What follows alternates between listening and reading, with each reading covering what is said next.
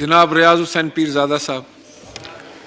شکریہ جناب اسپیکر، میں کیونکہ کویسچن آر میں آپ نے پوائنٹ آف آرڈر لے لی ہے تو میں اس لیے محرم کے حوالے سے بات کرنا چاہتا ہوں۔ سر میرے پاس شیعہ کونسل کے ممبران ملنے آئے تھے اور انہوں نے مجھے ایک لسٹ پیش کی جو پچھلی حکومت کے دوران کیسز درج ہوئے مجالس کے حوالے سے اور شیعہ عقیدے کے حساب سے ہمارے جلسے اور نواسہ رسول کی عزاداری میں جو کیسا انصاف ہے جناب اسپیکر کے آرٹیکل 20 آپ کا کہتا ہے کہ اس ملک میں جو بھی آپ کا مذہب ہے آپ کا اس کا احترام کیا جائے گا، اور آرٹیکل 25 جو ہے اس میں ایکویلٹی ہے بیفور لا۔ آپ ٹی ٹی پی کے ساتھ تو مذاکرات کر رہے ہیں، جو گھروں کو اجاڑتے ہیں، جنہوں نے فرقہ واریت کی، جنہوں نے بڑے بڑے لیڈرز کو شہید کیا، اور اسکیجول 4 جو ہے وہ آپ نے غریب عزاداروں کے لیے جو بدماشوں کے لیے لا قانون بنتا ہے اس میں آپ ان کو چلان کر دیتے ہیں۔ تو انٹیریئر منسٹر صاحب بھی بیٹھے ہیں، میں نے چارے چیف سیکرٹریز کو لکھا ہے ایز منسٹر ہیومن رائٹس کہ آپ اس قسم کے پرچے نہ دیں، اور صرف ایک آدھا گھنٹہ مجلس آگے چلی جائے، ایک تھوڑی سی دیر کی رکاوٹ کرے تو شیڈول 4 میں چلا جاتا ہے آدمی، اور 3 سال ان کو خوار کیا جاتا ہے۔ جناب اسپیکر، یہ کچھ کم از کم چیف سیکرٹریز کو اور آئی جیز کو سوچنا چاہیے کہ یہ نواسہ رسول کی عزاداری ہے۔ کبھی آج تک کوئی ایک مثال بتائیں کہ عزاداری کے جلوس میں کسی نے کوئی دکان لوٹی ہو، کسی کے گھر پہ حملہ کیا ہو، کسی عزاداری جلوس نے جا کے کسی کے گھر پہ دھاوا بولا ہو، انہیں پہ بم چلتے ہیں، اور آپ نے اس کو بدنام کرنے کے لیے پورے شہر کو کارڈن آف کر دیتے ہیں کیونکہ عزاداروں کا جلوس جانا ہے، تاکہ آپ 15 کلومیٹر چکر لگائیں اور کہیں لوگ کہ یہ شیعہ لوگ کیا کر رہے ہیں جی، انہوں نے تو شہر ہی بند کر دیے۔ ہم نے کبھی درخواست نہیں دی کہ ہماری زندگی بچاؤ، ہم پیدا ہی شہادت کے لیے ہوئے ہیں آل رسول کے نام پہ۔ آپ یہ احسان مت کریں کہ شیعہ مجالس کو آپ اپنی پولیس کے ذریعے بچائیں۔ آپ جو کرتا ہے حملہ، جب آپ کی نیت ہوتی ہے تو حملہ ہوتا ہے۔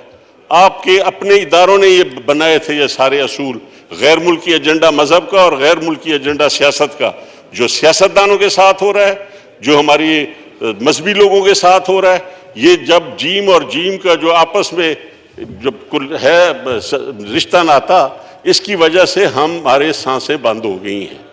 سوشل میڈیا نے ہماری آزادی ختم کر دی ہے، ٹی وی نے آزادی ختم کر دی ہے۔ جناب والا، قانون جب بھی ایک نیا قانون بنتا ہے، ایک نئی بلیک میلنگ، ایک نیا رشوت کا دروازہ کھلتا ہے، اور قانون بنائی جا رہے ہو اور لوگوں کو عذاب میں مبتلا کر دیا ہے۔ جناب والا، یہ مذہبی آزادی اور یہ انسانی حقوق، جب انسان پیدا ہوتا ہے تو اپنے انسانی حقوق کے ساتھ ہی وہ پیدا ہوتا ہے، اس کو کوئی نہیں بتا۔ یہ اصول قرآن نے اور ہمارے نبی اکرم صلی اللہ علیہ وسلم نے اور اسلام نے آپ کو دے دیے ہیں۔ یہ اصول، کوئی قانون ایسا نہیں ہے کہ آپ اگر نبی اکرم صلی اللہ علیہ وسلم کے وقت میں عیسائی اور مسلمان اور سب مدینے میں اگر رہ رہے تھے تو وہ اس پاک ذات کی مہربانی سے اور ان کی رحمت کے سائے میں رہ رہے تھے۔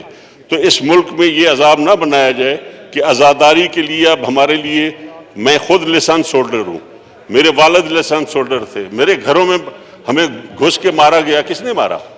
اور ہماری سرائکی علاقوں میں تو ہمارے مہمان خانوں کے دروازے نہیں ہوتے، اور گھر کا جو تحفظ ہے وہ بنیاد ہے اپنے گھر کی 4 دیواری آپ کو حضرت نبی اکرم صلی اللہ علیہ وسلم نے خود عطا فرمائی ہے۔ کہیں بلوچ، سندھی، پٹھان، ہم روایتوں والے لوگ ہیں، ہم جڑے ہوئے لوگ ہیں۔ کبھی ایسا واقعہ نہیں ہوتا کہ کوئی بلوچ کسی بلوچ کے گھر پہ حملہ کر کے مارے، پٹھان کے گھر پہ حملہ کرے۔ اگر لڑتے ہیں عدالتوں میں لڑتے ہیں، سڑکوں پہ لڑتے ہیں، لیکن یہ کیسا نظام ہے پاکستان کا کہ گھروں کے اندر اور سرائکی علاقوں کے مہمان خانوں میں گھس کے مارا جائے، اور پھر عدالتوں میں میرے والد کا مرڈر ہوا، میں ایک دن کے لیے نہ تھانے پہ گیا نہ میں عدالتوں میں گیا۔ مجھے یقین تھا کہ نہ مجھے وہاں سے انصاف ملے گا اور نہ یہاں سے ملے گا، اور وہ اللہ تعالیٰ نے مہربانی کی۔ جب پہلا میزائل فائر ہوا میرم شاہ میں گرا تو میرے والد کے جو 2 قاتل تھے وہ اسی میزائل میں مر گئے تھے۔ میں نے اللہ پہ چھوڑا، لیکن نہ مجھے عدل ملا نہ انصاف۔ اور پاکستان کیسا ملک ہے جہاں سچائی اور انصاف اور عدل کا نام نہیں رہا، جہاں 3 جو ہے 3 کا تو جناب والا 3 کا تو ایسی ہے ہند سے علم العداد میں کہ یہ کیا ہوتا ہے 3 کے خلاف ہر جگہ۔ تو جہاں انصاف اور عدل صرف लोगों के लिए हो और एक ख़ास तबके के लिए हो और ना मजहबी आज़ादी हो, और फिर हमें कहा जाता है कि हम मुल्क दुश्मन है, और कहीं हमारा वोट चुरा लिया जाता है, कहीं हमें अदालत में घसीटा जाता है, और एक दिन में बेल हो गई मेरे बाप के कातलों की। तो ये तो मेरे साथ हुआ। मैं सिटिंग MNA था उस वक्त जनाब स्पीकर, जब मेरे फादर का मर्डर हुआ 95 में 15 नवंबर को। मैं सिटिंग मेंबर था इस हाउस का, लेकिन मुझे इंसाफ नहीं मिला। और आज आप देखें अदालतें खुल जाती हैं इंसाफ देने के लिए। जनाब स्पीकर, ये हमें अब सोचना पड़ेगा, और सियासतदानों को, पूरे मुल्क के सियासतदानों को अब वक्त आ गया है कि हर चीज़ जो है कानून और दायरे में आनी चाहिए।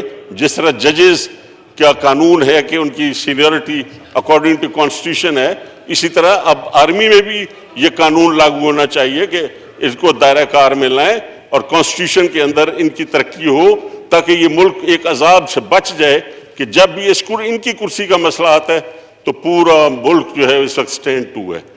जब तक ये फैसला नहीं होगा, हम अगले 2 महीने अजाब में रहेंगे। जनाब वाला, ये पार्लियामेंट मेहरबानी करे, अपने आप को साबित करे। सियासतदान चाहे इधर बैठे हैं या इधर बैठे हैं, अपनी पगड़ी को तो संभालो। अवाम के हम नुमाइंदे हैं। क्या जुल्म है कि वो अवाम जो मुझे वोट देती है वो ही मुझे करप्ट कहती है। अफसोस है ये।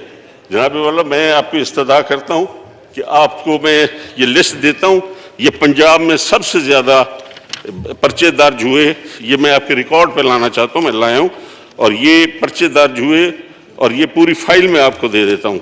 और जो मैंने लेटर लिखा है ये आपके रिकॉर्ड के लिए कि ये पंजाब में हुआ है, बलूचिस्तान में एक आध केस हुआ है,